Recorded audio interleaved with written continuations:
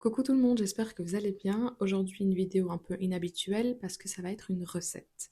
Je vais vous montrer comment préparer ce délicieux gâteau pistache qu'on m'a demandé au moins une centaine de fois sur Instagram. Pour commencer, on va préparer notre génoise pistache. Donc pour ça, il faut séparer le blanc des jaunes d'œufs. Faites très attention à ne pas avoir au moins une goutte de jaune parce que ça rendra votre génoise moins mousseuse. On commence à battre un peu avec du sel jusqu'à obtenir une mousse et on peut commencer à ajouter le sucre avec une cuillère petit à petit pour garder justement cette texture nuageuse jusqu'à ce qu'on obtienne une meringue qui tient légèrement. Je préfère toujours utiliser un robot pâtissier, mais pour cette vidéo, c'était plus pratique de vous montrer avec un robot à main. Après avoir obtenu votre meringue, vous pouvez ajouter vos jaunes d'œufs, mélangez-les un par un et la pâte pistache. La pâte pistache, moi, je l'ai préparée moi-même. Si vous voulez, j'expliquerai en description comment faire. C'est très très simple et c'est beaucoup plus économe que d'acheter une pâte pistache à 20 euros. Une fois que tout est incorporé, la petite astuce pour avoir une belle couleur verte, c'est d'utiliser des colorants. Moi, j'ai utilisé les cours de primaire et mélanger du bleu et du jaune, mais si vous avez du colorant vert, vous utilisez ça directement. On termine avec la farine et la fécule de maïs ou de pomme de terre, comme vous voulez, et on mélange très délicatement. Le but ici, c'est de ne pas faire sortir toutes les bulles d'air et garder, comme je l'ai dit au début, une texture nuageuse à la génoise. C'est ça qui fera qu'elle va augmenter très très fort en volume.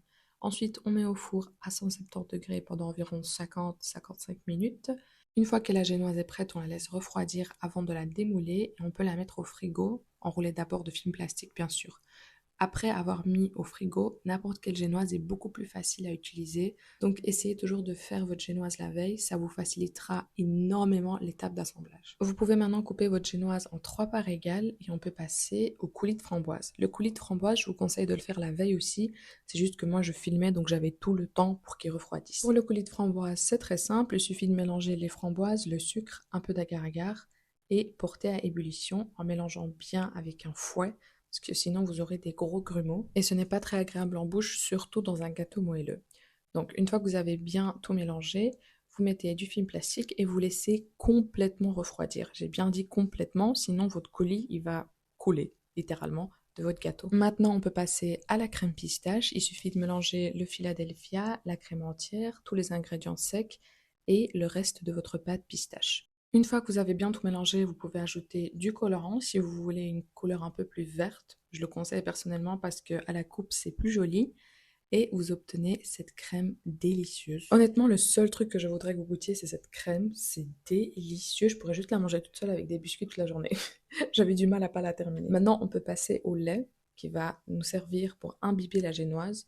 Il faut juste mélanger le lait avec du sucre et laisser chauffer un peu. Commence enfin la partie un peu compliquée qui va être d'assembler le gâteau. Pour ça, il vous faudra un moule et un film d'acétate ou un film pâtissier comme on l'appelle pour faire le contour. Une fois que notre génoise est placée dans le moule, on peut sortir le coulis de framboise, bien le mélanger et commencer l'assemblage. Pour l'assemblage en soi, c'est très simple. On commence par placer une génoise et on l'imbibe avec notre mélange lait et sucre. Vraiment, faites attention à bien l'imbiber partout pour pas avoir une génoise sec à la fin. On fait un contour avec notre crème pistache pour garder la gelée framboise à l'intérieur et qu'elle ne ressorte pas. Et on fait ça 2 fois jusqu'à recouvrir avec la troisième génoise. On met le reste de crème et au frigo pendant minimum 5 heures, voire une nuit, c'est parfait. Une fois que le gâteau a pris, on passe à l'étape finale qui va être de recouvrir avec notre crème, la deuxième. C'est juste un mélange de mascarpone, Philadelphia et de sucre en poudre. Vous pouvez remplacer la mascarpone avec du beurre. Je préfère crème avec mascarpone, mais chacun son goût. Donc, comme vous pouvez le voir à la vidéo, ça aurait été mieux de laisser encore mon gâteau au frigo, mais j'avais pas le temps, les invités arrivaient, donc j'ai vite terminé avec ma deuxième crème et décoré avec des pistaches et des framboises pour obtenir cette petite beauté. Après avoir terminé la déco, je vous conseille de le laisser encore 2-3 heures au frigo pour qu'il prenne bien et vous pouvez passer à la dégustation. Cette recette, c'est la recette de mes 2 amis qui préparent ce gâteau à chaque fois pour chaque événement et moi qui n'ai absolument pas fan des gâteaux, je le trouve juste délicieux. Donc je vous conseille vraiment de le préparer, n'hésitez pas à me mentionner si vous le faites sur Instagram et je vous dis à très bientôt pour d'autres vidéos. Bye bye!